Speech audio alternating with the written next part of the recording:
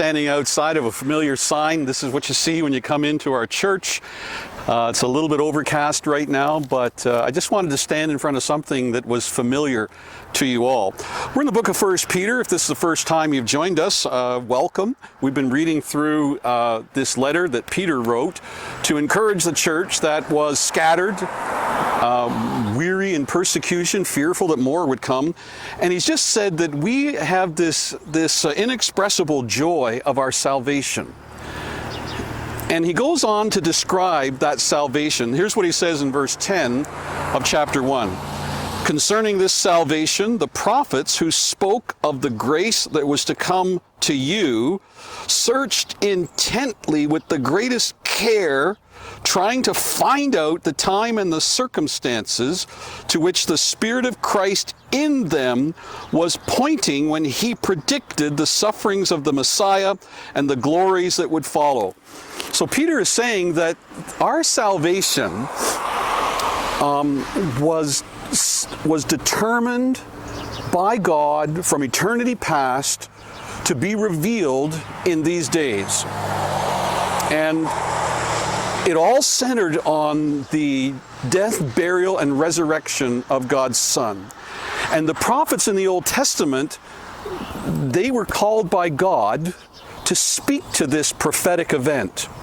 And Peter says that it was for our sakes, concerning this salvation, the prophet spoke of the grace that was coming to you. And it says that they were so interested in this. They wanted to know more about it. They felt that they were talking about a time in God's economy that was yet future, and they weren't in it, but they wanted to be in it. They looked eagerly into this manifestation of the gift of God, which is Jesus Christ, which would provide their salvation. And here they are, the prophets of God, appointed by God to predict and explain something. And now Peter says, guess what?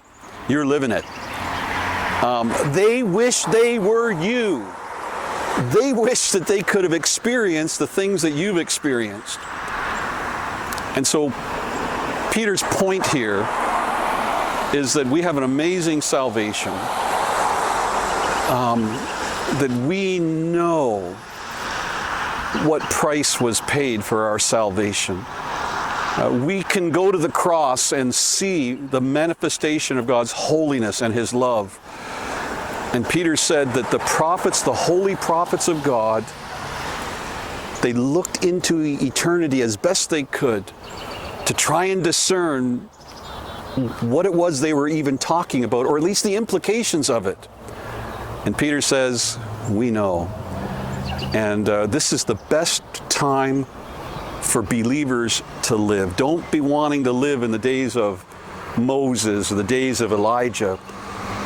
They wanted to live in our days to see the power of God manifested in the cross of Jesus Christ. And here we are. And I want to encourage you to look for ways that the power of the gospel is manifesting itself.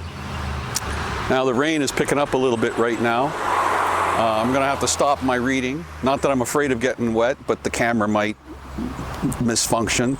But you won't, because the power of the gospel is manifesting itself through you. These are the best days for believers to live. Thank you.